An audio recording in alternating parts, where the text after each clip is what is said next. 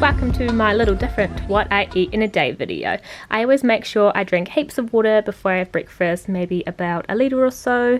Today for breakfast I'm having rolled oats. So I have half a cup of oats, and then I put a half a cup of water, and then I put a half a cup of milk. Usually oat or almond milk is my favourite. And once that's cooked, I put some Blackstrap Molasses into my oats.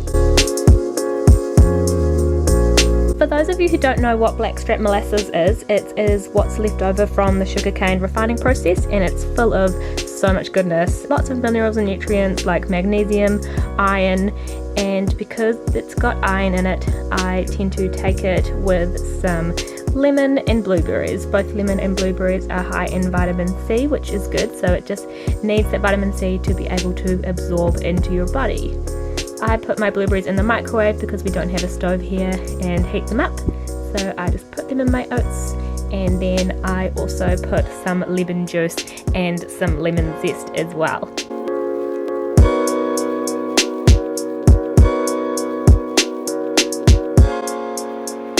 Lemon and blueberry are like such a delicious combo anyway, so it all works out really well. And then I put some walnuts on top. So good, so nice when it's like freezing cold in the mornings here at the moment.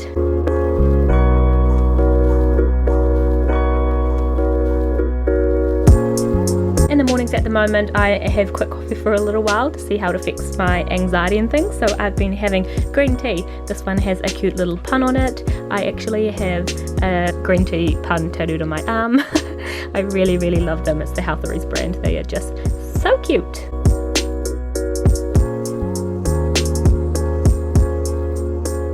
Then I usually sit on the ground and eat my breakfast because I love it.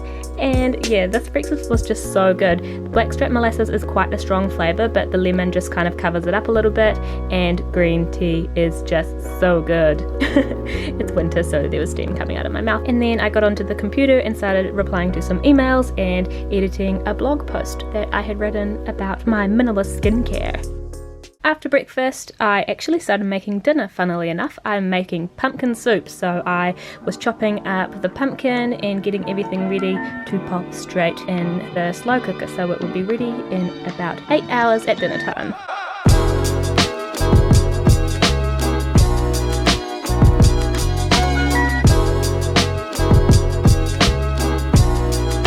It's such an easy recipe this. All you need is pumpkin. I've got some light coconut cream, and I cut up 1 onion. I've got about 3 chilies there, but if you don't really like chili, just put 1. Cumin, cinnamon, and then I have 3 vegetable stock cubes because I'm going to put in 3 cups of vegetable stock too. So easy. 1, 2, 3, 4, 5, 6, 7 ingredients. And then I just poured it all into the crock pot. So in goes the pumpkin, onions, chilies, coconut cream, yum, cumin, cinnamon, 1, 2, 3 cups of vegetable stock. Then I just gave that all a good mix around, kind of just to get the ingredients through a little bit. Probably doesn't even matter, but it just makes sense. And then I put the lid on, and that will be ready in about 8 hours. For lunch today, I am just making a super easy meal. I spiralized 1 zucchini. So easy. Look how good they look. I love spiralized things.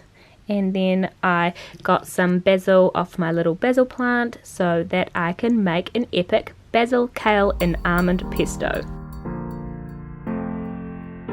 This pesto is so easy to make, and it's oil free. I've just got my basil in there, a cup of almonds, a tablespoon of garlic, a squeeze of lemon juice, that's probably about a half of lemon, and then I also put some lemon zest in there as well, just to make the lemon flavour come through a little bit more, because I reckon that's really important in pesto.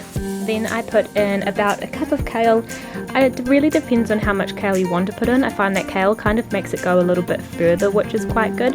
And funnily enough, because of the basil, you can't actually taste the kale that much. So then I put in a half a cup of water as well and blended it up.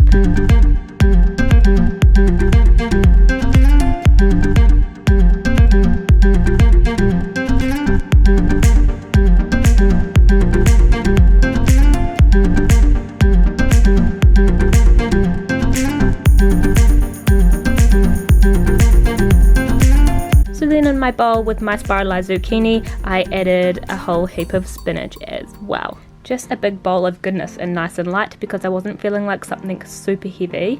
It just looks so pretty being nice and green, and that pesto is fucking bomb. So I just put some little basil leaves on top of that to make it look pretty, and some nutritional yeast as well.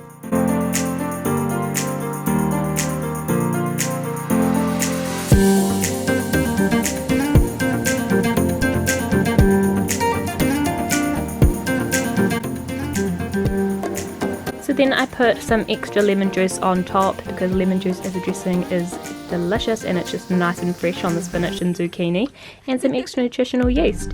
And look at this, literally so good. I always make my zucchini noodles too long and it just makes it too hard to eat, but I find it really fun. So yum. I was so happy with how this turned out.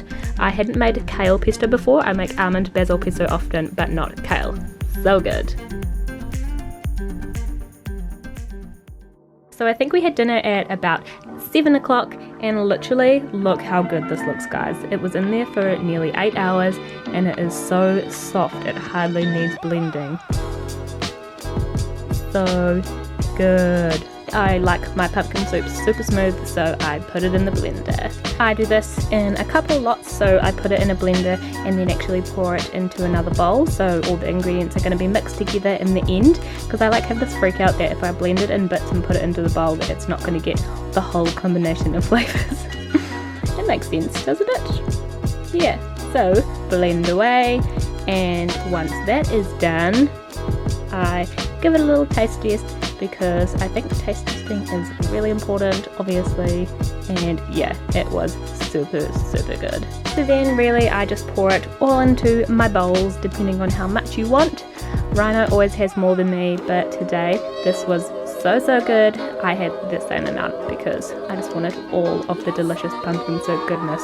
This pumpkin soup was like next level, guys. I topped that with some pumpkin seeds and then yeah, the almond basil and kale pesto on top as well.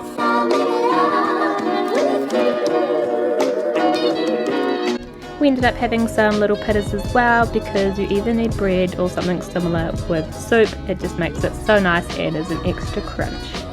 The soup was so good, guys. I highly recommend making it. I'm going to put the recipe down below, and yeah, I hope you enjoyed this what I eat in a day video. It's a little bit different being kind of narrating, but let me know if you like it and give this video a thumbs up just like I did to my soup, and I'll be sure to make some more videos like this. Subscribe to my channel if you haven't already so you can keep up to date with what I'm doing, follow my journey and get notifications of my new videos. Thanks for watching, guys, and I'll see you next time. Bye!